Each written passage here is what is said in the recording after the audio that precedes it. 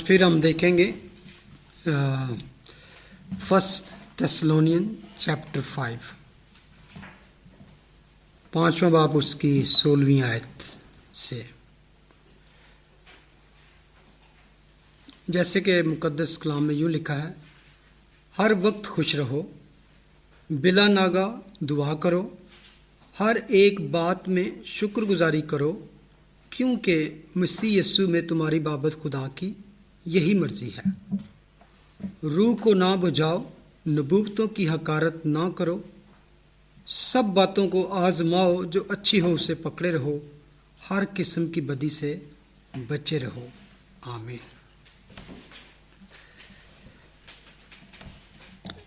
ये अगर आप गौर करें तो जो पहला ही लफ्ज़ है यहाँ पे लिखा गया है, हर वक्त खुश रहो। ये बिल्कुल एक छोटा सा 2 वर्ड्स में एक लफ्ज़ है। अगर इंग्लिश में पढ़े तो क्या लिखा है इंग्लिश में? Be joyful always. या उसको कैसे है? Rejoice always. That's 2 words. Rejoice always. और ग्रीक में इसका ऑर्डर, जैसे कि इंग्लिश में कहते हैं ना rejoice always, लेकिन ग्रीक में उसका ऑर्डर डिफरेंट है। Always rejoice। और उर्दू में भी सेम ही है। उर्दू में जैसे ग्रीक में है ना, हर वक्त ऑलवेज पहले आया, और ग्रीक में भी पहले आया है ऑलवेज। एम्फसाइज क्या है, जोर किस पे दिया गया? ऑलवेज। रिजॉइस तो है लेकिन ऑलवेज, हर हालत में।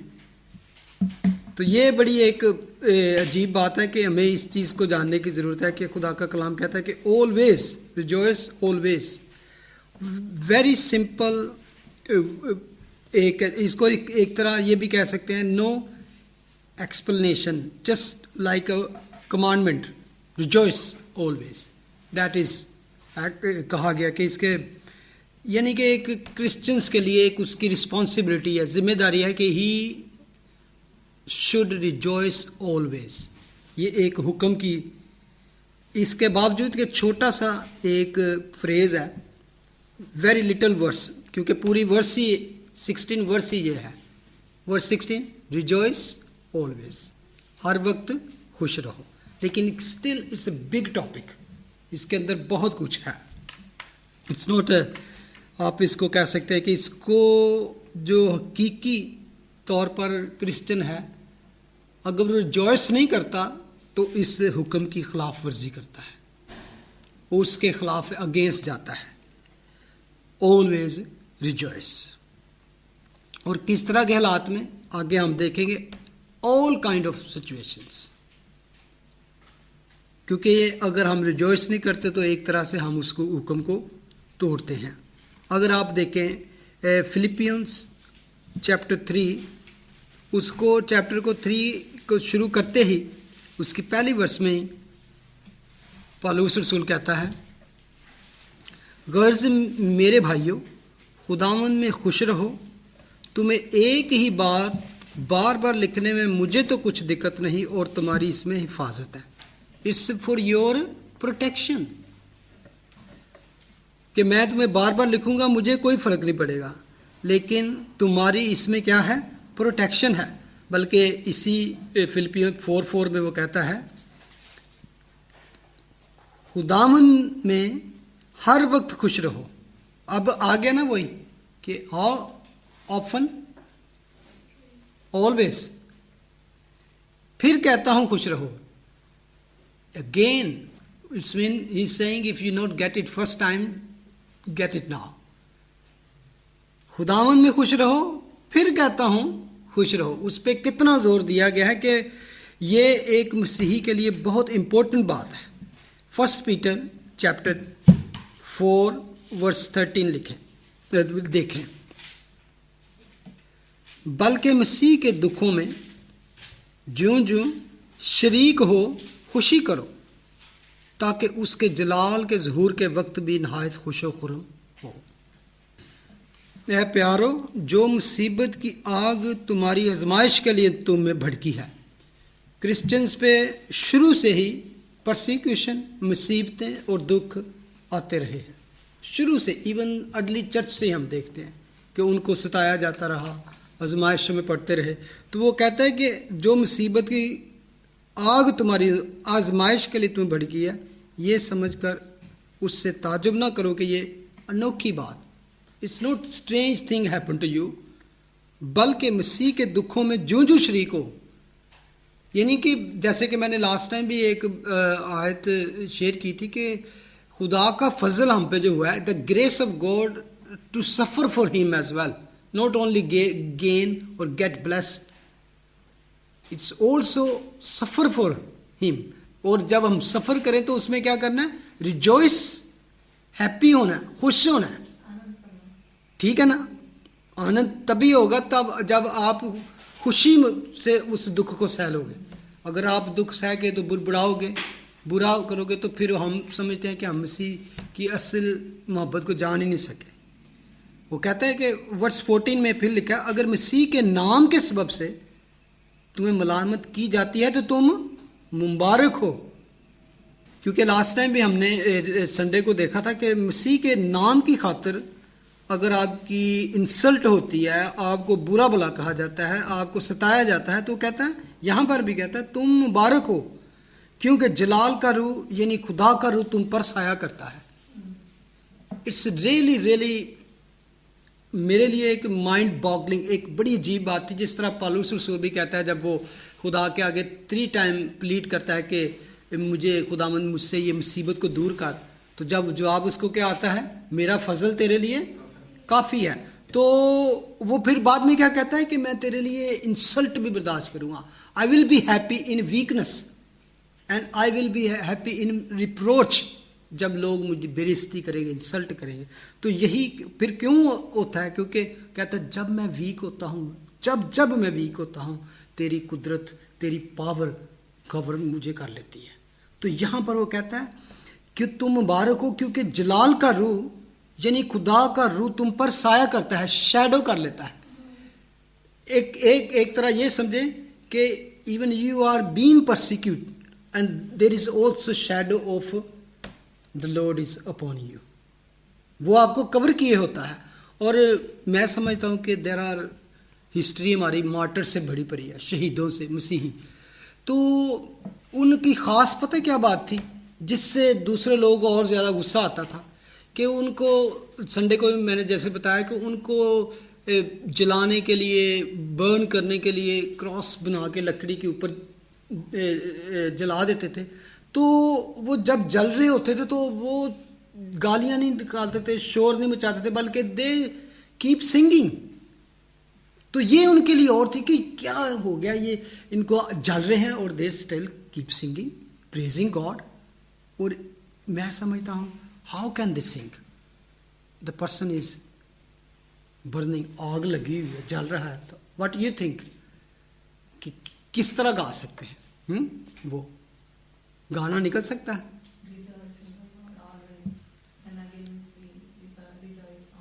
بالکل. یعنی کہ وہ کرسچن تھے جو واقعی اس چیز پہ عمل کرتے تھے. لیکن میں اگر انسانی طور پہ پوچھوں کہ کیا جب آپ کو تکلیف ہو رہی ہو تو آپ کے اندر سے سر کے ساتھ سنگیت نکل سکتا ہے منہ سے؟ بڑا مشکل ہے، اٹس ڈیفیکلٹ. لیکن آئی بلیو دے ریئلی سینگ، اور سچ مچ انہوں نے سنگ کیا. کس طرح؟ یہاں پر اس کا ثبوت ملتا ہے کیونکہ خدا کا روح ان پر سایہ کرتا ہے. اس وقت ان کی حالت خدا ہی بہتر جانتا ہے کہ کیا ہو رہی. لیکن آئی انڈرسٹینڈ، آئی بلیو کہ وہ پین شاید ریجوائسنگ میں بدل جاتی ہوگی. جو مسیح کی خاطر ستائے جا رہے ہوں گے، جب وہ تڑپ رہے ہوں گے، لیکن خدا اس میں ان کو سایہ کر لیتا ہے، شیڈو کر کے ان کی پین کو ریجوائس میں بدل دیتا ہے. Pain to praise. It's happen. Many testimony Bible کی ہمیں ملتی ہیں اس طرح کی. اور جیسے کہ ہم کہہ رہے ہیں ریجوائس ان all things. کیسا بھی وقت ہو تو کوئی کہہ سکتا ہے کہ what about then the Roman 12:15 نکال لیں. اس میں ایک ورس ایسی ہے جس کو ہم کوئی کہہ سکتا ہے then this is maybe like a contradiction.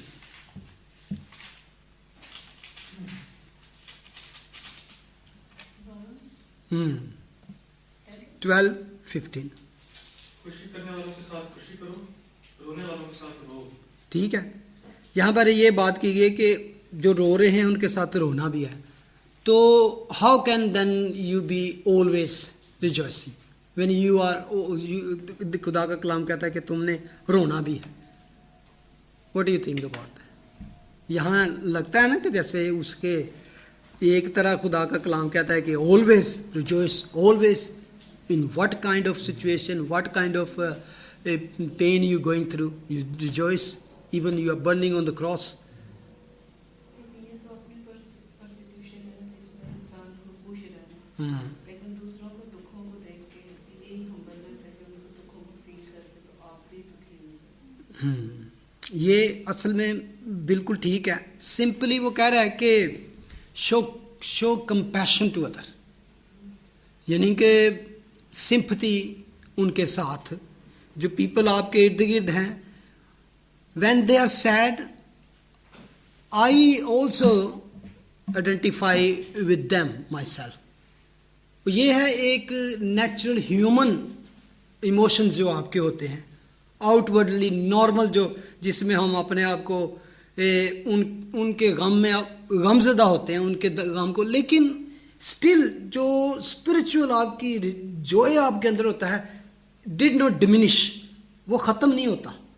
بے شک آپ ان کے ساتھ ان کے غم میں شریک ہوتے ہیں، دکھ بھی محسوس کرتے ہیں، ان کے آپ تسلی بھی دیتے ہیں، لیکن جو اسپرچول جوائے ہے still remain in side, quite in peaceful in side. وہ اس میں آپ دیکھیں ایک ورس سیکنڈ کرنتھینز 6:10. آپ کی جو باطنی خوشی ہے وہ آپ انر پیس کو یہ ڈسٹرب نہیں کرنی چاہیے چیز. انر پیس اسٹل آپ کا انر پیس اس چیز سے ڈسٹرب نہ ہو. غمگینوں کی مانند ہیں ہاں. لیکن ہمیشہ خوش رہتے ہیں. ٹھیک ہے. کنگالوں کی مانند ہیں مگر بختیروں کو دولت مند کر دیتے ہیں. ناداروں کی مانند ہیں تو بھی سب کچھ رکھتے ہیں. یہاں پہ اس چیز کا یعنی کہ غمگینوں کی مانند ہے. دیکھنے میں ہمیں یعنی کہ ہم کسی کے غم میں غم زدہ ہیں یا کچھ دکھ کی بات ہوئی ہے. فار ایگزامپل کسی جگہ پہ جیسے ہمارے کرسچن بہن بھائی پرسیکیوشن ہوتی ہے، ان کو مارا جاتا ہے، ستایا جاتا ہے، یا کوئی بھی ایسی بات، تو ہمیں غم میں جانا ہے، ان کے ساتھ غم بھی کرنا ہے، دکھ بھی کرنا ہے. لیکن وہ کہتے ہیں اسٹل، انگلش میں پڑھے ورس 10 کو. Sorrowful yet always rejoice. سورفل یا اس کے باوجود آلویز، یعنی کہ ان کے غم میں بھی شریک ہیں، لیکن joy of the lord is still my strength. وہ میرے اندر قائم ہے. کوئی بھی سرکمسٹانسز گڈ اور bad can not touch that joy. اور میں نے جب اس پہ آج بلکہ جس دن سے میں 3-4 دن سے اسٹڈی کر رہا ہوں، میرا تو اس ورس سے آگے نہیں جایا جا رہا تھا. آئی کوڈنٹ ایون آگے جا سکا کہ اس میں اتنی ڈیپتھ ہے کہ ہم واقعی یہ جوائے ہمارے پاس ہے. ہمیں اگر خدا کا کلام اس کی اتنی ڈیپتھ ہے. پالوس رسول اس کو کہتا ہے غمگینوں کی مانند ہے لیکن ہمیشہ خوش رہتے ہیں. 2 چیزیں کی جا رہی ہیں. دیکھنے والے سمجھے یعنی کہ ان کے ساتھ غم بنا لیا، رو رہا ہے بندہ کسی کے خاطر، کسی کے دکھ میں بالکل اسی طرح شریک ہے، لیکن اندر اس کے یہ وہ چیز ہے جو خدا واقعی ٹرولی جو واقعی اس سے محبت کرتے ہیں، ان کو یہ ایسی جوائے ان کے اندر رکھ دیتا ہے. That joy stayed in side the believer, nothing can touch. آپ یہ تو صرف اس نے بات کی ہے نا. آپ پالوس رسول کے دکھ کو جانتے ہیں. You know the suffering of پال. کس قسم کے دکھوں میں وہ گزرا. All those kind of emotional experience never touched his joy.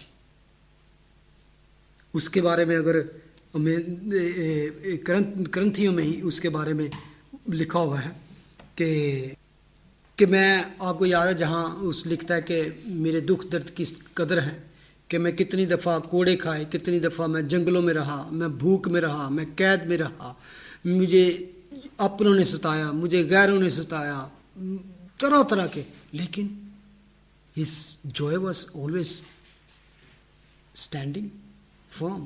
اس کا اسی لیے وہ 30 ایئر تک خدا کی خدمت کرتا رہا, لیکن اینڈ تک, from the beginning till and, his joy was never diminished. کبھی بھی کم نہ ہوا.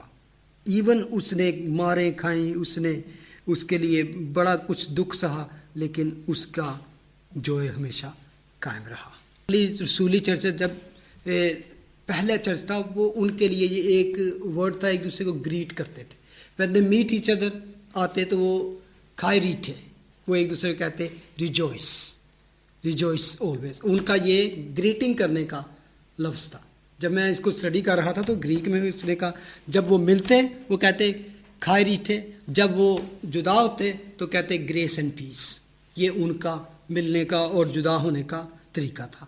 اور جب خداوند جی اٹھے, when Jesus rose again, تو ان کا پہلے جو ورڈ آیا گریک میں تو ان کا بھی یہی تھا, ریجوائس. ان کو گریٹ کیا شاگردوں کو. اور اگر آپ یوحنا کی انجیل پڑھے, دا gospel of John chapter 3 to 17, chapter 17 تک, جہاں پر خداوند اپنے کروسیفکشن کی, واپس اوپر آسمان پہ جانے کی بات کرتے ہیں, تو جو اس کے ڈسائپل تھے they were really disturbed, وہ پریشان تھے اس باتوں سے. لیکن ان فیو چیپٹر میں 13 to 17 Jesus mention 8 times rejoicing. میں جاتا ہوں, میرے جانے سے پریشان نہ ہو بلکہ خوش ہو. اور بار بار خداوند ان کو یہ, اگر آپ چیپٹر 14 ورس 28 دیکھیں, چیپٹر 14 ورس 28 میں لکھا ہے, تم سن چکے ہو کہ میں نے تم سے کہا کہ میں جاتا ہوں اور تمہارے پاس پھر آتا ہوں. کمفرٹ یہ ہے کہ I'm not just going forever, I'm going away and coming back. اگر تم مجھ سے محبت رکھتے ہو, لسن, اگر تم مجھ سے محبت رکھتے تو اس بات سے کہ میں باپ کے پاس جاتا ہوں کیا ہوتے, خوش ہوتے, کیونکہ باپ مجھ سے بڑا ہے. کیونکہ میرا جانا, اب کیونکہ وہ سمجھ نہیں پا رہے تھے کہ Y Jesus is living and also is seeing rejoice because I am living. تو خداوند کا اس میں ایکسپلینیشن ہے آگے جا کے کہ اگر میں جاؤں گا تو پھر کیا ہوگا, تو پاک روح کو تم بھیجوں گا, ہولی اسپرٹ پھر تمہیں. بلکہ اسی بک میں دیکھو 15:11, چیپٹر 15 ورس 11, میں نے یہ باتیں اس لیے تم سے کہی ہیں کہ میری خوشی تم میں ہو اور تمہاری خوشی پوری ہو جائے. If you want your joy to be complete, then you need my joy. That is Lord saying کہ without my joy, میں جو ہم کو پیس دوں گا, آپ کا جوائے, آپ کی خوشی کمپلیٹ نہیں ہو سکتی. یہ باتیں خداوند نے کہا میں اس لیے کہہ رہا ہوں کہ تم میرے جانے کے بعد کسی دوسرے خیالوں میں نہ پڑ جاؤ. I wanted to tell you because I want your joy should be complete. ایک طرح سے آپ کہہ سکتے ہیں کہ انکنڈیشنل جوائے. ہم نے لاسٹ سنڈے جب پرسیکیوشن پہ غور کیا تو لوک 6:23 میں اگر دیکھیں تو وہ ورس میں نے کوٹ کی تھی کہ وہ جو انکنڈیشنل جوائے ہے, جو خوشی ہے جو بیان سے باہر ہے, وہ کیسی خوشی ہے. وہ ایسی خوشی ہے کہ دکھ درد میں بھی آپ کو کوڑے پڑے ہوں, کو مار پڑی ہو, آپ کو انسلٹ کی ہو, تو آپ اچھل سکتے ہو. لیکن وہ کہتا ہے خداوند کہ اس وقت تم اچھلنا, گلیڈ ہونا. پڑھو. Blessed are you whom when men hate you, when they exclude you and insult you and reject your name as evil because of Son of Man. Son of Man. تو کیا آگے؟ Rejoice. in that day and leap for joy. Leap for joy mean jump करना, उछलना. और मैं जैसे कि बता रहा हूँ कि how can one burn and also sing, और how can one be persecuted and leap and jump. और उसकी हमारे पास बाइबल में एग्जाम्पल है. जब शागिर्द कोड़े खा के निकले तो अमाल की किताब में लिखा है, तो उन्होंने कहा वो खुश थे, वो कह रहे थे कि शुक्र है कि हम मसीह की खातिर मार खाने के लायक ठहरे. और ऐसे नहीं उन्होंने कह दिया, दे वर रियली रिजॉइसिंग. और मैंने आगे उसके, क्योंकि तुम्हारा अजर आसमान पर बड़ा है. देखिए कॉलोसियन 1:24.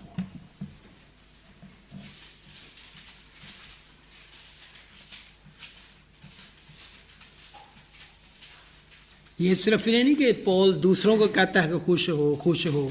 He is already experience that Joy. अब मैं उन दुखों के सबब से खुश हूँ जो तुम्हारी खातिर उठाता हूँ, यस. और मसीह की मुसीबतों की कमी उसके बदन यानी कलीसिया की खातिर अपने जिस्म में पूरी की देता हूँ. ठीक है, यानी कि ही इज रिजॉइसिंग. किससे वो कहते हैं उन दुखों के सबब से खुश हूं जो तुम्हारी खातिर उठाता हूं. किन की खातिर? कलीसिया की खातिर, लोगों की खातिर. He was suffering.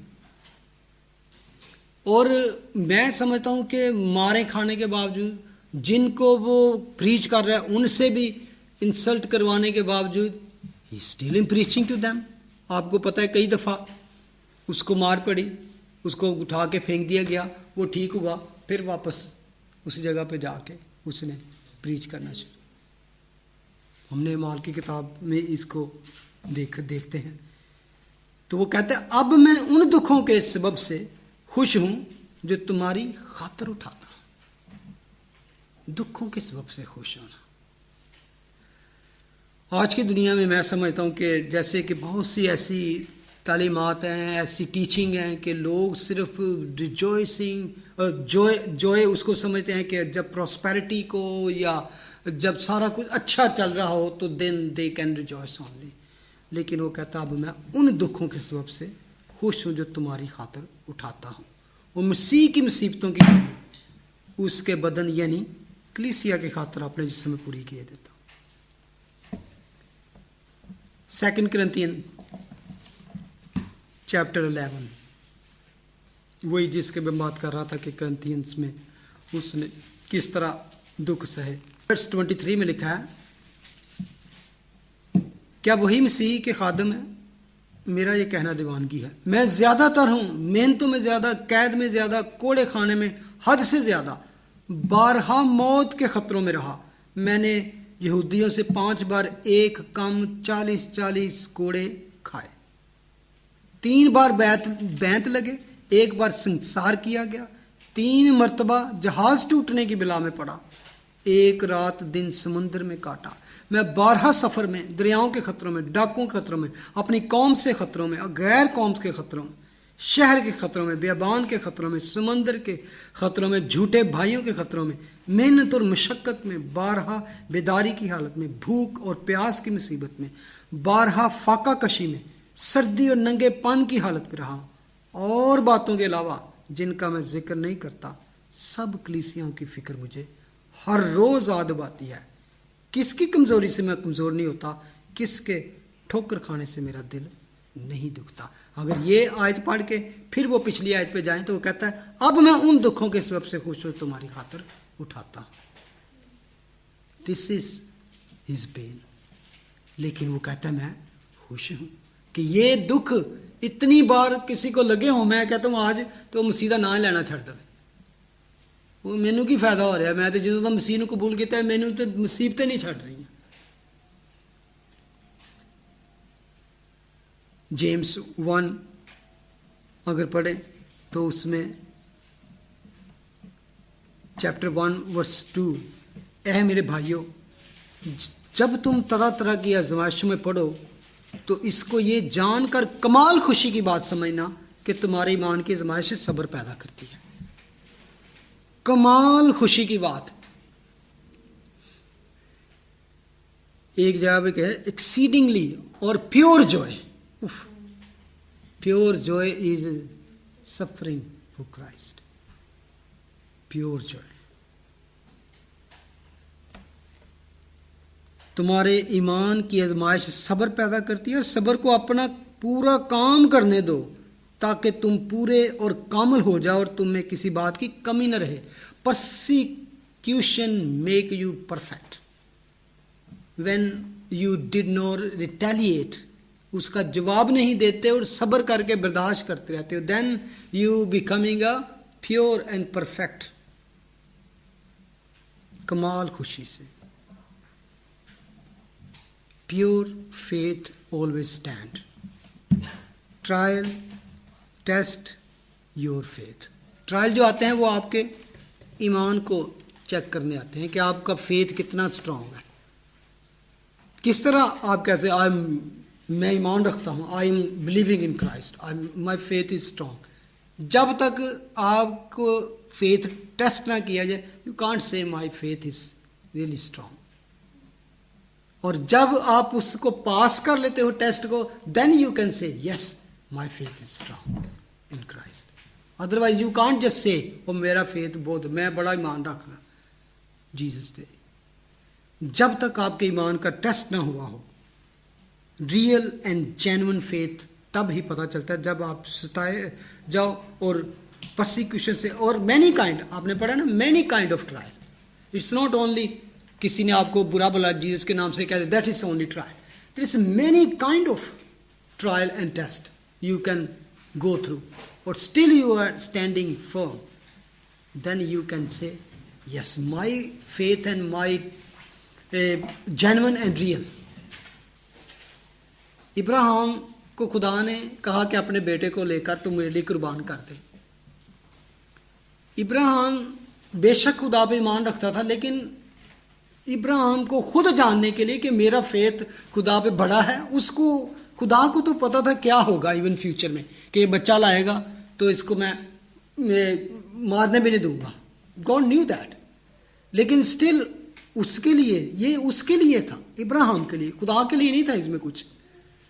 اس طرح ابراہیم کو یہ سیل کرنے کی، کنفرم کرنے، اب میں جان گیا ہوں کہ تو دل سے مجھے پیار کرتا ہے. یہ وہ کہتا ہے ابراہیم کے لیے راست باز کیوں ٹھہرایا گیا، ایماندار ٹھہرایا گیا؟ راست بازی کی وجہ سے. ابراہیم خدا پر ایمان لایا اور راست باز گنا گیا. اور کس طرح اس کا ایمان ثابت ہوا؟ کس طرح ثابت ہوا؟ when he obeyed. کوئی بھی ہیزیٹیشن نہیں کی. اس نے کہا ابراہیم کو خدا نے اپنے بیٹے اسحاق کو لے موریا کے پہاڑ پر جا، 3 دن کا راستہ ہے اور اس کو میرے لیے قربان کر دے. اور اگر آپ اس پیسج کو پڑھیں، دیر واز نو ہیزیٹیشن، کوئی خوف یا ڈر سوچی پہ نہیں ابراہیم. آپ دیکھیں گے وہ لکھا ہے کہ ابراہیم صبح اٹھا، اپنے نوکروں کو تیار کیا، اور پھر اس نے یہ کیا، پھر اس نے یہ کیا، اور پھر یہ، اور پھر وہ 3 دن کی راہ پہ چل پڑا. نو ہیزیٹیشن، کوئی اس کے اندر آپ کو ریلکٹنسی نظر نہیں آئے گی. یہ تھا اس کا فیتھ. کیونکہ عبرانیوں کا خط جا کے کہتا ہے کہ ابراہیم کا ایمان تھا کہ خدا مردوں کو بھی زندہ کرنے پر قادر ہے. Oh, that is when it's all happened, then خدا نے کہا یس، اس کو کنفرم کر دیا کہ you are the father of faith. ابراہیم اس لیے ایمانداروں کا یہ کہ یہ سب سے بڑا ٹیسٹ تھا. فردانہ یہ وہ بھی بہت بڑا ٹیسٹ تھے، لیکن اصل میں یہ کس لیے چھوڑا؟ آپ دیکھیں کہ خدا نے اس کو ایک کہہ سکے ان کے ساتھ وعدہ کیا تھا کہ میں تجھے ایک بڑی قوم بناؤں گا اور تیری سلب سے قومیں اور بادشاہ پیدا ہوں گے. ٹھیک ہے، یہ ایک اس کے سامنے ایک ہوپ تھی کہ خدا نے وعدہ کیا ہے تو میں جا رہا ہوں. اب 25 سال گزر گئے ہیں، 25 ایئرس. آپ کو دیکھتے ہیں بیچ میں آ کے ڈگمگا گیا. اس لیے ہاجرہ سے اس نے ہاجرہ کو اس نے لے لیا اور پھر اس سے بیٹا پیدا ہوا. جب خدا نے اس کو کہا نا کہ اپنے بیٹے کو اسماعیل کو نکال دے، یہ تھا اس کا کہہ سکتے ہیں کہ انسانی ٹیسٹ، جسمانی ٹیسٹ. اس کو نکال دے, اپنے سے دور کر دے. اس کے لیے آپ کو پتہ ہے کہ ابراہیم کے لیے وہ بھی بڑا دکھ تھا. He doesn't want Ishmael to send away. اب اگر آپ پڑھیں اکاؤنٹ جا کے تو اس نے جا کے خدا کے بلکہ فریاد بھی کی.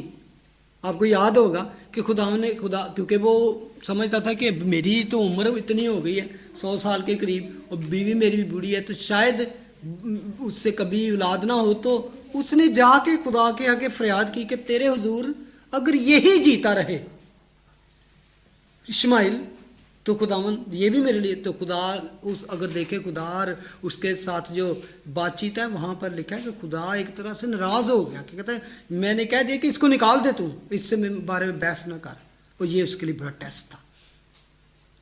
یہ ٹیسٹ تھا, لیکن ریئل اسپرچل ٹیسٹ تھا جب اسحاق کے لیے خدا نے کہا کہ اس کو جا کے قربان کر دے میرے لیے. یہ تھا اسپرچل ٹیسٹ اس کا, کیونکہ یہ پرومس سن تھا, یہ اسپرچل سن تھا اس کا.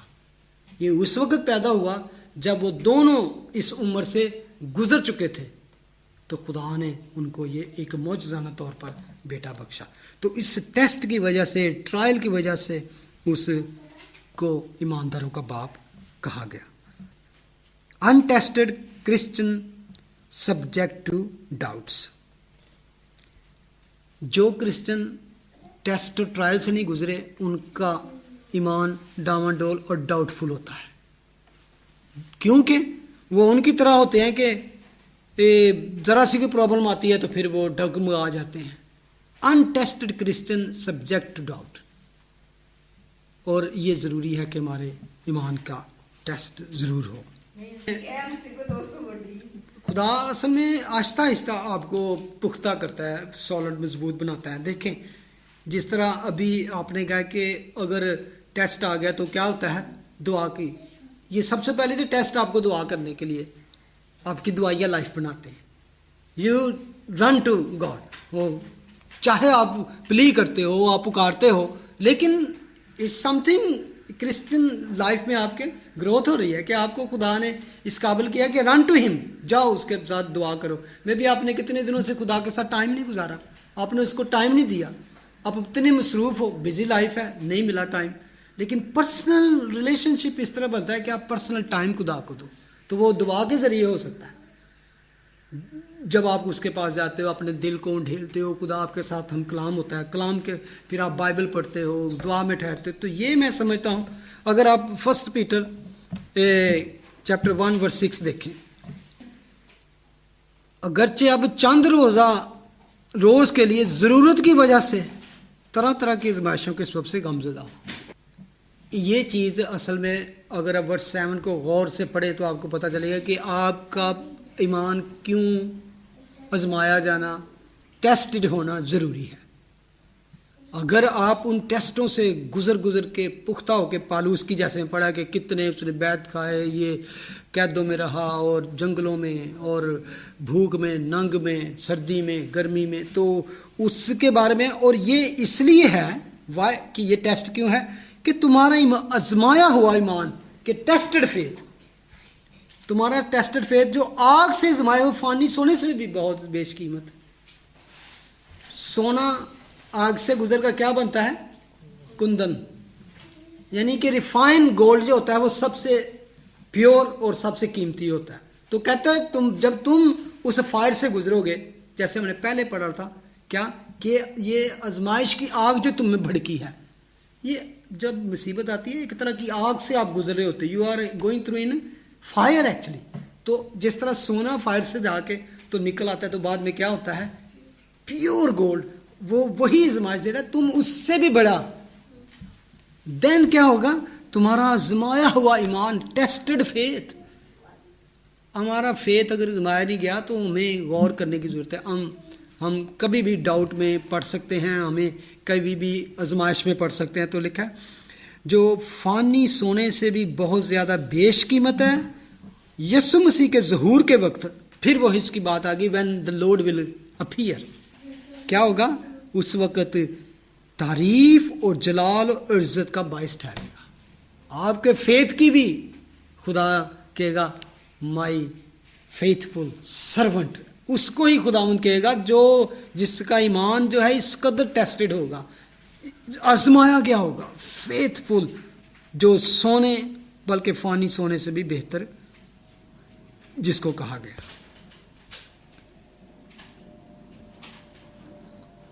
اور میں ایک اور سمجھتا ہوں کہ وائی ایکچولی ریئل جوائے کیا ہے. ریئل جوائے کے بارے میں بات کر رہے ہیں. What is real joy?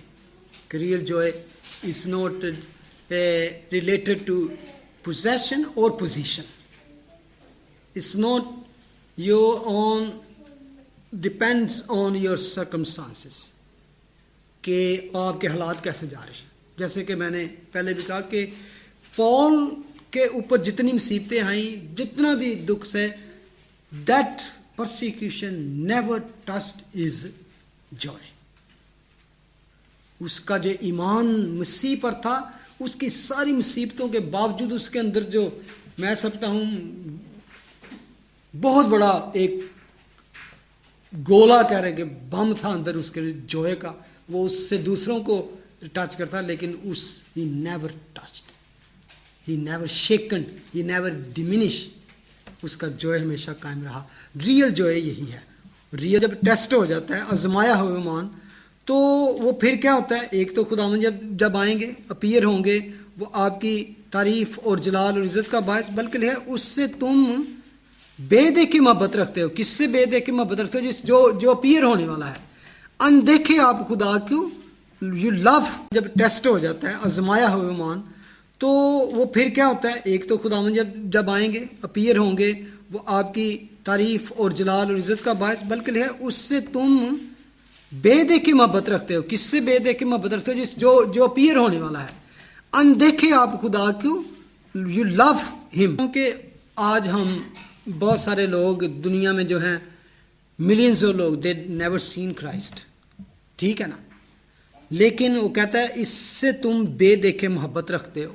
You can't لو ہم if you don't have this kind of faith. That faith, tested faith ہے جو, اسی سے آپ اندیکھے بے دیکھے اس سے محبت کیے جا رہے ہو, ٹھیک ہے. اور ایمان لا کر, اور وہ آپ کی خوشی, اور ایمان لا کر ایسی خوشی مناتے ہو جو بیان سے باہر ہے اور جلال سے بری ہے. گلوریس جوئے. جوئے کو کہتا ہے کہ ایسی خوشی, یعنی کہ جیسے آپ اس کو دیکھ کے آپ ایمان لائے ہو. وہ خوشی اور ایمان اس پر اتنا پکا ہے, اتنا اسٹرانگ ہے کہ لائک یو ہیو سین ہم اینڈ یو بلیوڈ. یہ وہ بات کر رہا ہے کہ وہ ٹیسٹڈ کیا ہوا فیتھ, ایمان جو آزمایا ہوا, وہ فانی سونے سے, کندن سے بھی بڑھ کر ہے. اور پھر وہ کیا ہوتا ہے, آپ کی جو سولز جو ہوتی ہیں وہ ان کی نجات کا باعث بنتا ہے. Psalm 2:11 میں لکھا ہے, ڈرتے ہوئے خداوند کی عبادت کرو اور کانپتے ہوئے خوشی مناؤ. یعنی کہ ٹرو جو ہے, نو ڈیپینڈنٹ, جیسے کیسے میں نے کہا کہ خدا کے حضور جاتا ہے کہ کانپتے ہوئے, تھر تھراتے ہوئے, دس are full of joy.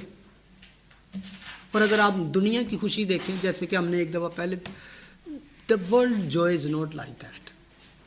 world joy کیا ہے؟ آپ کو کون سی ورس یاد ہے کہ جو ورلڈلی جوائے کے اوپر ہے, جو ورلڈ کی چیزوں پہ کرتی ہے؟ 1 John 2 chapter 2 verse 16, 2:16. 1 John 2:16.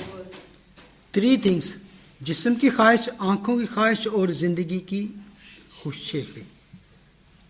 The what desires, that is actually called all lust and pride. What your eye sees, you want that. What your body desire, you want that. And because you want to be proud. That is the word. If you get it, you are happy. If you not, you are sad. You don't have joy. تو خدا کہتا ہے, no, this is not the joy I am giving you. کیونکہ جو کچھ دنیا میں ہے, یعنی جسم کی خواہش, آنکھوں کی خواہش, زندگی کی شیخی, وہ باپ کی طرف سے نہیں بلکہ دنیا کی طرف سے. اور دنیا کے بارے میں کیا لکھا ہے ورس 17؟ The world and its desire pass away, but the man who does the will of God lives forever. Even آپ کی ڈیزائر, ایون دا ورڈ, بہت چیزوں کے لکھا گیا ہے. Your desire for the world and world is also diminishing. Passing اوے، ختم ہوتا جائے. ایک ٹائم آتا ہے کہ آپ کی ڈیزائر پہ آپ کا پیشن، آپ کا سب کچھ ختم ہوتا جاتا ہے. دنیا کی چیزیں اور انسانوں کی خواہش، دو چیزیں اس میں، the things of the world and the world. World میں یہ ایک تو چیزیں ہیں اور ایک انسان ہے. میں بھی آپ کہہ سکتے ہیں کہ یہ انسان کی ایک فالن نیچر کی بات ہے، گری ہوئی جو فطرت ہے انسان کی. ہی لو تھنگز ہی سیز. اچھی چیز کوئی بھی دیکھتا ہے تو وہ چاہے اس کے پہنچ سے باہر ہو، ہی وانٹ دیٹ. اور اگر وہ صحیح طرح حاصل نہ کر رہے تو وہ دوسرے طریقے سے حاصل کرنے کی کوشش کرتا ہے. اور ایون وہ حاصل کر بھی لیتا ہے تو مومنٹری، چند لمحوں، کچھ عرصہ تک اس کی سیٹسفیکشن ہوتی ہے، دین وہ سیٹسفیکشن ختم ہو جاتی ہے. اور خدا کا کلام اصل میں کہہ رہا ہے ڈیلیوژن. یہ سب مائنڈ کی جو خواہشیں ہیں یہ سب آپ کو دھوکہ دیتی ہیں. دونوں، list never ceases and never satisfy, not fulfils. List جو ہے، جو کسی چیز کو حاصل کرنے کی، نیور سی، وہ ختم ہی نہیں ہوتی. آپ حاصل کرتے ہو، تھوڑی دیر بعد آپ پھر یہ وقتی خوشی، you find out and of joy may be grief. خدا کا کلام کہتا ہے کہ یہ جو دنیا کی خوشی ہے، the joy of the world is may be momentary. اس کے اینڈ میں آپ you will find out there is grief. بلکہ اگر آپ دیکھیں اس میں پرووربس، job 20:5. That the mint of the wicked is brief, the joy of the godliness lasts but a moment. Moment. In godly اور worked people جو خدا کو نہیں جانتے یا وہ ان دنیا کی خواہشوں میں، ان کی جو فتح بھی ہے، ان کی جو وکٹری بھی ہے، وہ کیا ہے؟ چند روزہ کی ہے. اور ان گاڈلی، بے دین، ان کی جو خوشی ہے، جوائے ہے، دم بھر کی. واز اس کے بارے میں کہتا ہے 7:6 میں، جیسا ہانڈی کے نیچے کانٹوں کا چٹکنا ویسے ہی احمق کا ہنسنا. یہ بھی بتلان ہے. کیا مطلب ہے اس کا؟ جیسا ہانڈی کے نیچے کانٹوں کا چٹکنا ویسے ہی احمق کا ہنسنا، جو ہے ٹیمپرری. کیا؟ جیسے ہانڈی کے نیچے آپ وہ لکڑیاں ڈالتے ہو جلنے کے لیے تو چٹک چٹک کے فوراً ختم ہو جاتی ہیں، ایسے ہی جو احمق ہے اس کا ہنسنا، لاف جو ہے منٹوں میں ختم ہو جاتی ہے. یعنی کہ پھول کی جو خوشی ہے نا، جو بڑا اس چیز کو حاصل کر کے بڑے مزے کر رہے ہو، کہتے ہیں مومنٹلی. اس لائک آپ نے ہانڈی پکانے کے لیے، یعنی کہ ہانڈی کا میں سمجھتا ہوں کہ ہم جو ایشین پنجابی خان فوراً ہی سمجھ ہانڈی کے نیچے کانٹوں کا چٹکنا. لکڑیاں ڈالیں تو جو سوکھی لکڑیاں ہوتی ہیں چٹک چٹک کے ختم ہو جاتی ہیں فوراً. اس میں پتہ ہے کہ گیلی لکڑی ہو نا تو کئی دفعہ وہ جلتی نہیں زیادہ، وہ دھواں پیدا کرتی ہے، لیکن جو کانٹے ہوں، جو سوکھی ہو تو وہ اس طرح جل جاتی ہے. یہ ایک بڑی ایک میں سمجھتا ہوں کہ مزریبل اور بڑی دکھ والی بات ہے کہ کبھی انسان کسی چیز کے لیے بڑا کریزی ہو جاتا ہے. کبھی انسانوں کے لیے، کبھی چیزوں کے لیے، کہ ایک ٹائم کے لیے ان کے لیے ایک ٹائم کے لیے وہ تھرل ہوتی ہے کہ ایک چیز بس مل جائے اس کو حاصل کرنے کے لیے، کہ اتنے، یعنی کہ بعد میں کئی دفعہ وہ سیریس پین بن جاتی ہے بندے کی. ایک دفعہ آپ سمجھیں کہ وہ اسی لیے آج دنیا میں دیکھیں people go after material to material, material to material, material to material, یہ چیز تاکہ اس سے سیٹسفیکشن ہو جائے، اس سے دل بھر گیا، پھر اور چیزوں کے پیچھے. And people move from partner to partner اس دنیا میں، looking for new relation ship, looking for new people, looking for satisfaction. اور جیسے کہ میں نے کہا، دنیا کی کوئی بھی چیز آپ کو سیٹسفائی نہیں کرتی، کچھ بھی نہیں. اور ایسے چیزوں کے لیے جس کے لیے آپ اپنی ہر قیمت ادا کرنے پہ تل جاتے ہیں، کبھی sacrifice all things to get this thing اور ایون گیٹ دیٹ پرسن. اور کبھی ہوتا ہے کہ جس چیز کو آپ بیڈلی ایک ٹائم پہ you want badly that things, ایک ٹائم آتا ہے کہ آپ इतने परेशान हो कि you are just thinking how can I get rid of this things और this person. This is actually the picture of unsatisfied person, unbeliever and ungodly. और मैं समझता हूँ कि खुदा का कलाम हमेशा कहता है कि जॉय ऑफ द लॉर्ड जो है वो हमेशा कायम रहता है, लेकिन शरीरों की फतह चंद रोज़ा की और बेदीनों की खुशी दम भर की है. Real Joy come from God. लेकिन हाउ दैट, अब हम आते हैं कि you can get this Joy. This is the gift of God. सबसे पहले ये खुदा की तरफ से है. और जिस तरह कि मैंने बात की कि दुनिया की चीज़ों में जॉय नहीं है, बल्कि दुनिया की चीज़ों चंद रोज़ा है. एक वर्ष देख ले, रोमन 14 निकालें कि खुदा ये जो रियल जॉय है वो इन चीज़ों के साथ कितना फ़र्क है. वर्ष 17 पढ़े. क्योंकि खुदा की बादशाही खाने पीने पर नहीं, क्योंकि ये चीज़ें हमें फिजिकल सेटिस्फाई करती हैं ना. तो खुदा कह रहा है कि the joy of the Lord, the kingdom of God, not this physical satisfaction. जिन चीज़ों के पीछे आज दुनिया वो कहता है कि the kingdom of God is not physical satisfaction, that is spiritual satisfaction है आपकी.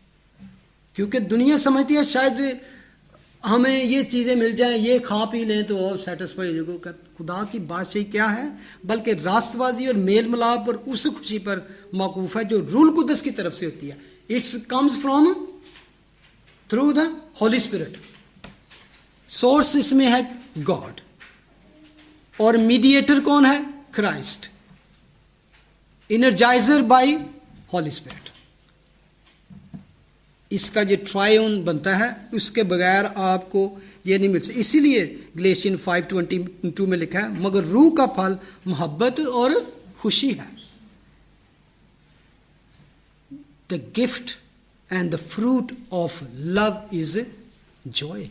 इफ आपकी मोहब्बत जो खुदा के साथ है उसके अंदर से खुशी नहीं टपक रही, तो you have to check our love with Christ.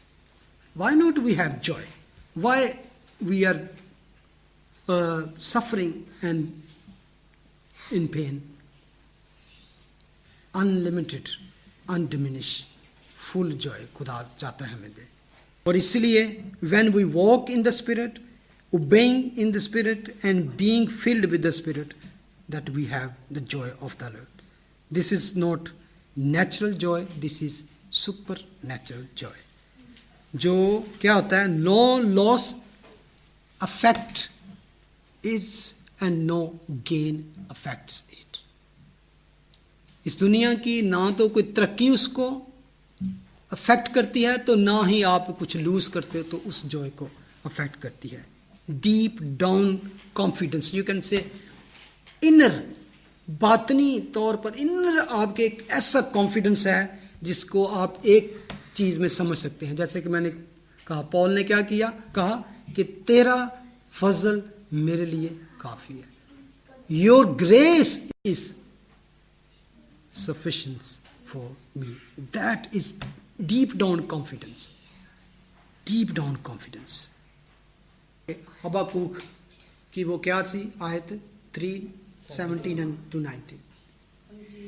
यह है एक बिलीवर की, एक रियल बिलीवर, पढ़े वो जरा आयत, जॉय उसका किस तरह कायम. जैसे मैंने कहा कि ना तो उसका लॉस उसको टच कर सकता है उस पीस को, ना ही एनीथिंग ही gain can touch. That joy remain calm and peaceful, stand firm. पढ़े जी.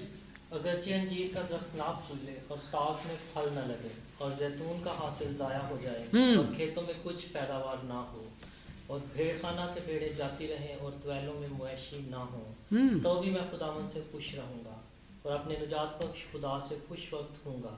खुदावन खुदा मेरी तवानाई है, वो मेरे पाँव हिरनी के से बना देता है और मुझे मेरी ऊंची जगहों में चलाता है. Hallelujah. For thou the fig tree shall not flourish, neither shall fruit be in the vines. The labor of the olives shall fail, and the fields shall yield no food. The flock shall be cut off from the fold, and there shall be no herd in the stalls. Yet I will rejoice in the Lord, Jehovah God. I will joy in the God of my salvation. फिर भी क्या कहता है? वो कहते हैं this is not the gain or loss is my joy. कि मेरा joy इन पे rely नहीं करता. If it's stay or go or vanish or destroyed, मेरा joy क्या है? Yet I will rejoice in the Lord. My joy को क्या है? And I will joy in the God of my salvation. The Lord is my strength, and the maketh my feet like hinds. जिसको मेरे पाँव हरनी के से बना देता है. हरनी का मतलब है कि जैसे हरनी उछलती कूदती है, भागती है. I will rejoice like leap. Joy, उछलने की बात आ गई ना. तो वो कहता है and will make me to walk upon my high places. Still I will not. वो कहते हैं कि मैं गिर नहीं जाऊंगा, पस्त नहीं हो जाऊंगा, फिर भी खुदा मुझे ऊंची जगह पर रखेगा. मेरा दर्जा जो है उसके हुजूर में डिमिनिश नहीं होगा. वंडरफुल. ये जो जॉय खुदा कहता है unconditional Joy. True Joy not depends, जैसे मैंने कहा कि दुनिया की चीज़ों पर, वो डिल्यूजन्स है, वो जल्दी जाता रहेगा. जिसका बेस, जिसकी फाउंडेशन खुदा का कलाम नहीं है, उसकी साल्वेशन नहीं है, ईमान उस पर नहीं है, he will diminish quickly. God is the source, Jesus is the mediator. बल्कि वो कहता है कि जैसे कि एक आयत पढ़े बिल्कुल इसके साथ मिलती है, नहमाया 8:10. ये खुदा के करैक्टर के बारे में है कि who is actual the source of our Joy. कहाँ से हमारा जॉय, खुशी कहाँ से आती है? वो सोर्स के बारे में, द करैक्टर ऑफ गॉड. कि कौन सी चीज़ मेक मी या मोटिवेट करती है to obey God. That is character of God. Joy of the Lord is, that is the your strength, your source. फिर उसने उनसे कहा कि अब जाओ और जो मोटा है खाओ और जो मीठा है पियो, और जिनके लिए कुछ तैयार नहीं हुआ उनके पास भी भेजो, क्योंकि आज का दिन हमारे खुदावंद के लिए मुकद्दस है, और तुम उदास मत हो. एंड पे वो उसको क्लियर करता है, क्योंकि खुदावंद की शादमानी तुम्हारी पनाहगाह है. That is the source of your Joy. Joy जो खुदा का सोर्स है, लाइक अ वेल, एक कुआं है. जब आपका दिल चाहता है आप वहाँ से वो अपने लिए निकाल सकते हो जितनी आपको नीड हो.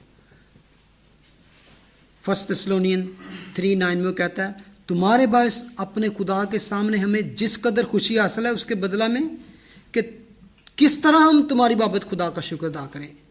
यानी कि इतनी खुशी है तुम्हारे बारे में. और ये अब क्या है, किसकी बारे, क्यों पॉल खुश है यहाँ पर?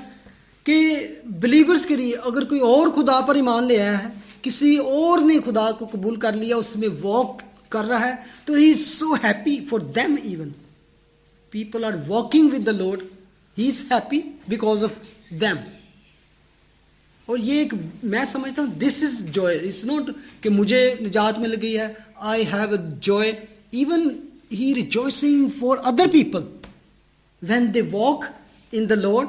खुदा के साथ वफादारी से चलें, ही इज रिजॉइसिंग. बल्कि कहता है I don't know how to rejoice और how to give thanks because of your joy. This is awesome. तुम्हारे बायस अपने खुदा के सामने हमें जिस कदर खुशी है. बेशक उसको जो लोग खुदा के साथ नहीं चलते थे, जिनको वो प्रीच करता, दुख देते, उनके लिए भी वो दुखित होता था, उनके लिए दुख उठाता. तो जो चलते उनके लिए खुश भी होता. वो उसको, उसके लिए खुदा के आगे उसकी शुक्रगुजारी होती. अब इसको हम एंड करेंगे. मेरा नहीं ख्याल कि हम 17वीं आयत को हम देख सकते हैं. We can touch even verse 17, verse 16. Hindrance, what can hinder not to rejoice. कौन सी चीज़ें आपको इस जॉय से रोक सकती हैं? आपसे मैं पूछूंगा. Yes, worldly thing, yes. सबसे पहले मैं बताऊं आपको, if you are not rejoicing, first of all you are not Christian. अगर हमारी बेस ये है, the word of God, you think you are Christian, you are not Christian if you are not rejoicing. You are going through trials, you are mad at God, cursing God, just don't have any joy. Maybe it's your family में आप rejoice नहीं कर रहे, you have some problem going on, parents, children, brother, sister, or even husband and wife. क्योंकि ये जो gift, ये नेमत है, जॉय, इस गिफ्ट फ्रॉम गॉड, खुदा की तरफ से आपको मिलता है. हो सकता है कि मे भी कोई कहे कि यार पहले तो मैं बड़ा खुश था, I was in past, I was happy, I was rejoicing, but no, I came to Jesus, I receive him, I was rejoicing, joy था मेरी जिंदगी में, लेकिन स्लोली डिमिनिश हो गया, ख़त्म हो गया. ये कैसे होता है, किस तरह हो सकता है? How can this happen?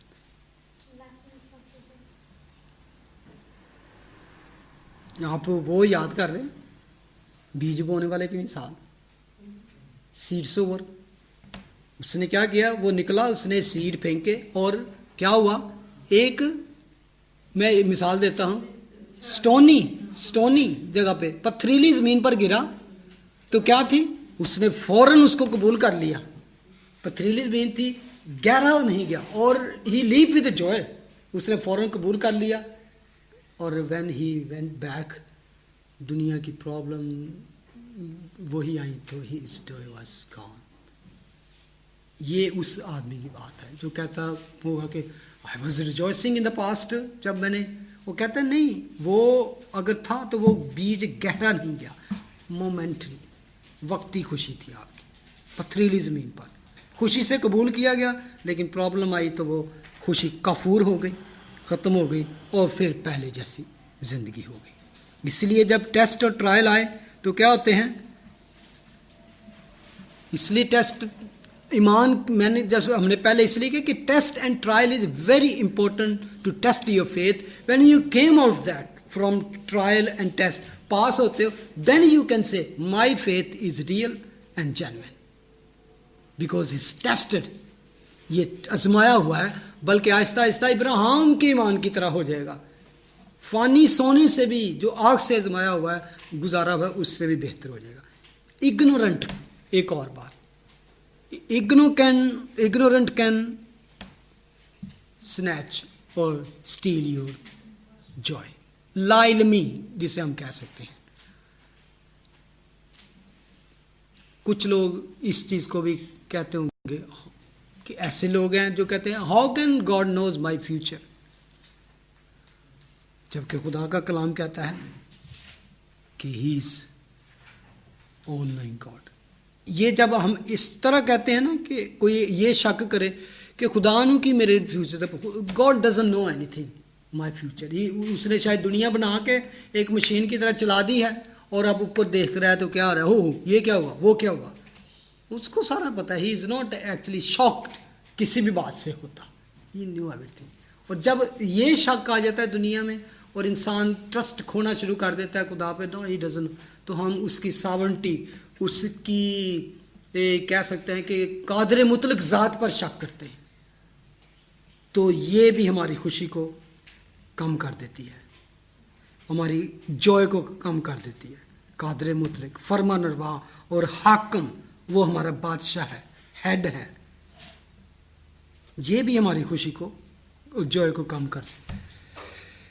Fear, और इसी फियर में लोग अपनी ज़िंदगी खौफ के साथ गुजार जाते हैं. कि शायद आपने इस तरह की टीचिंग सुनी होगी, कई कैरिस्मेटिक जो चर्चेज़ हैं उसमें आम तौर पर यही टीचिंग दी जाती है कि आपकी ज़िंदगी में ये प्रॉब्लम है बिकॉज ऑफ सेटन.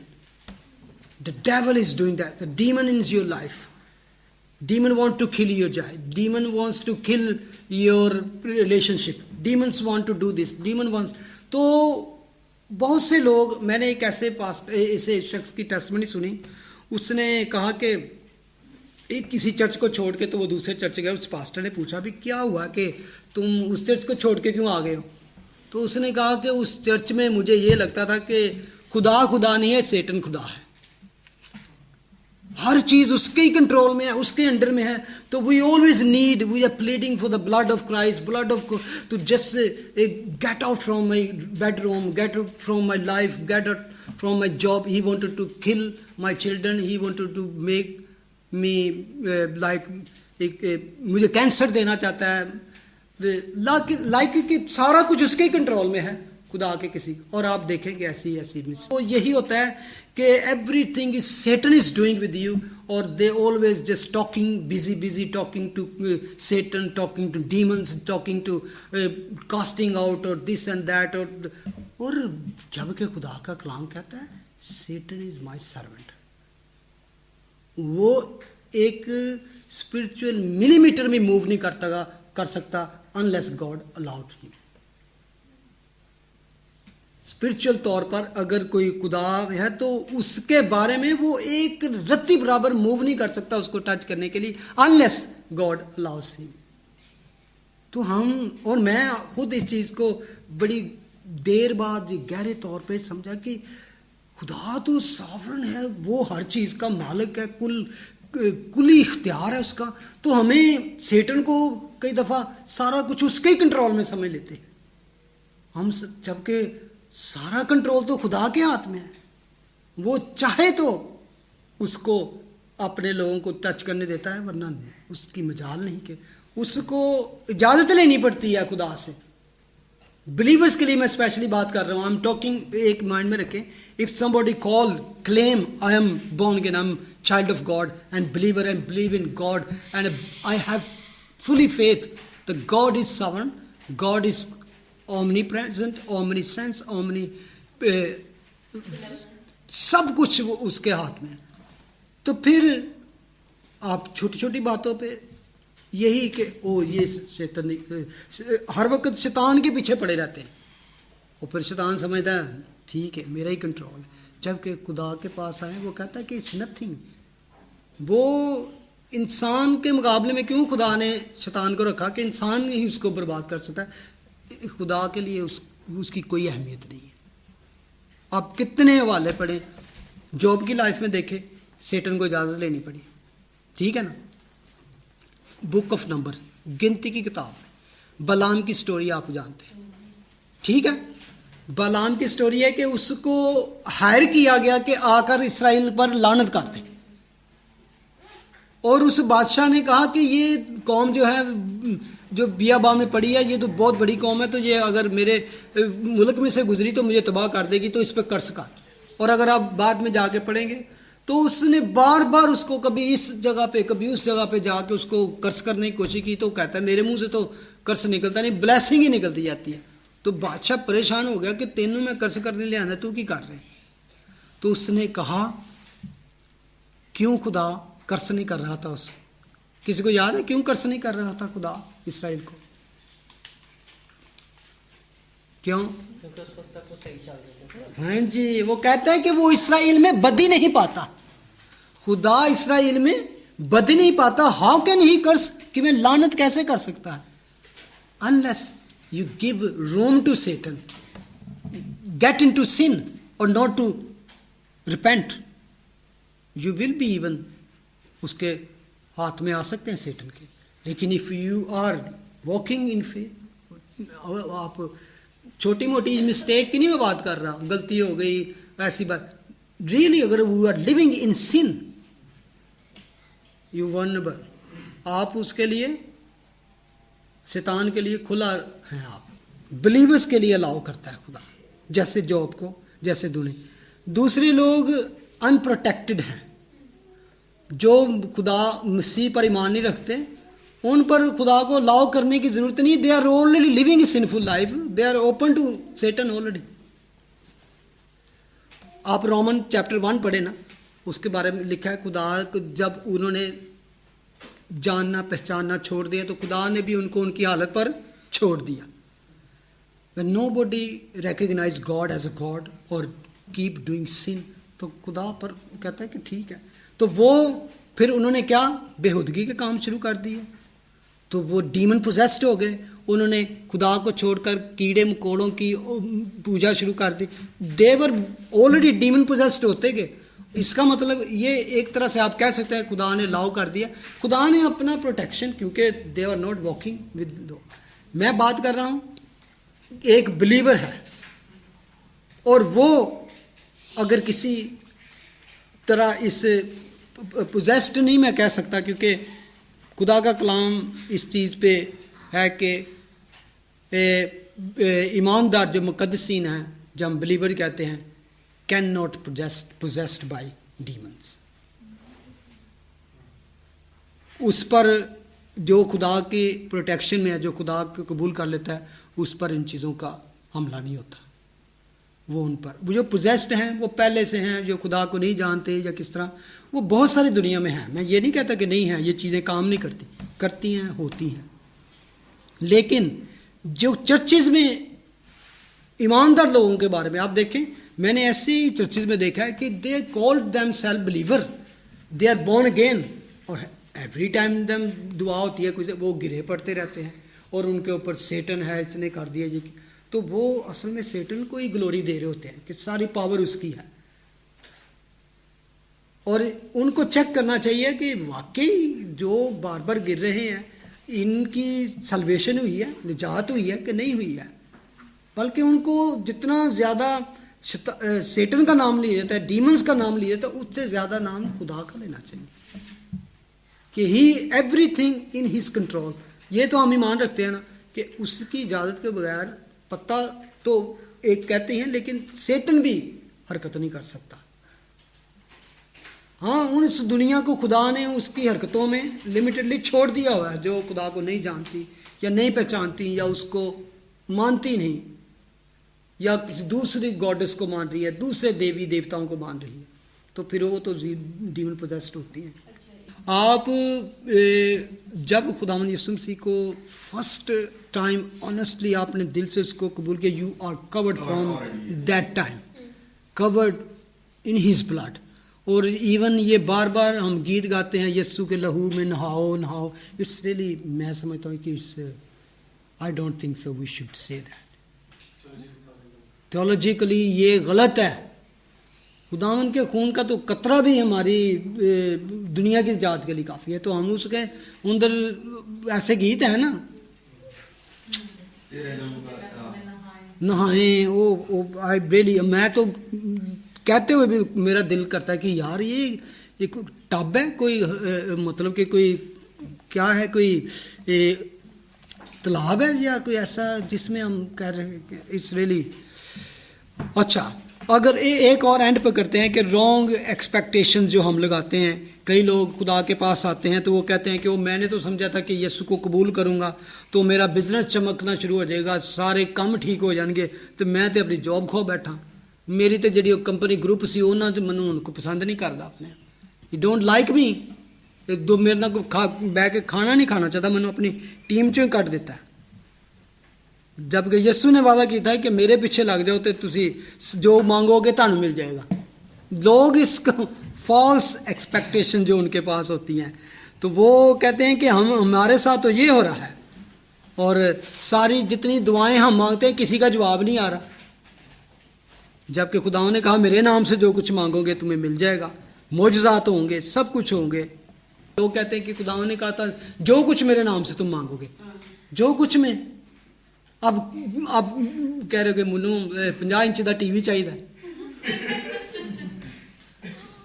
मतलब कि नो, वही तो कहता है. खुदा ने उसका जवाब भी दिया. वो नहीं पढ़ते कि उसने कहा कि तुम मांगते हो और तुम्हें मिलता नहीं. क्यों नहीं मिलता? कि तुम बुरी नीयत से मांगते हो. You actually want to fulfil your fleshly desire, fleshly desire. John 16:33 में करें और एंड करें, मैंने तुमसे ये बातें इसलिए कही कि तुम मुझ में इत्मीनान पाओ। दुनिया में मुसीबत उठाते हो। Jesus was not saying you will not have persecution, Jesus is saying you will have persecution. दुनिया में मुसीबत उठाते हो, लेकिन साथ में कहा लेकिन खातर जमा रखो, बी ब्रेव, पेशेंस, मैं दुनिया पर गालिब आया हूं। I have overcome all the world, मैंने फतह किया है, और अगर तुम मुझ में कायम रहोगे you will be also victorious. ठीक है। और एंड है कि एक और, we forgot his past blessing, ये भी हमारे जॉय को लूज कर देता है। व्हेन वी फॉरगॉट, की कहता है 103 ज़बूर च, कदी भी ना भुल बख्शिशां होदियां। जो पहले से आपको ब्लेसिंग दी है ना, जिसका आपने टेस्ट मनी भी दी होगी, लोगों को बताया होगा, लोगों देखो खुदावंद ने मेरे साथ क्या किया, मुझे मुजज़ा हो गया। हम बार छोटी छोटी बातों को कर दें, मुजज़ा हो गया, मेरे ये काम हो गए काम, तो अब प्रॉब्लम आई है तो वो पिछली बातें ही भूल गए हम। तो कहता है कदी भी ना भुल बख्शिशां ओदियां नूं, तू कह है मेरी जां, मुबारक खुदा है। When even you are going through in pain, if you have, मुझे वहाँ पे वो याद आता है दाऊद की बात, जब वो जाती जूलियत के सामने गया, he was standing front of Goliath, तो उसने कहा जिस खुदा ने, जिस यहोवा खुदा ने मुझे शेर और रीछ के पंजे से बचाया। सुने, वो अपनी प्रीवियस ब्लेसिंग को, विक्ट्री को याद कर रहा था कि in previous God has saved me hand of and the mouth of bear and lion, he will save from this uncircumcised gentile. वही इससे भी मुझे बचाएगा। जब आप जा रहे हो, मुसीबत पहाड़ आ गए ना, तो पिछली ब्लेसिंग याद करके शुक्रगुजारी शुरू करो। और उसने शुक्रगुजारी शुरू करके उसको फौरन क्या किया, चित कर दिया। और ये कभी भी ना भूल, और छोटी छोटी बातों में परेशान ना हो, छोटी छोटी। और इवन कई दफ़ा लोग कहते हैं I just don't feel Joy, आपके इमोशंस जो है ना, उस पर होली स्पिरिट को कंट्रोल करने दें। आमीन। चले हम दुआ करें।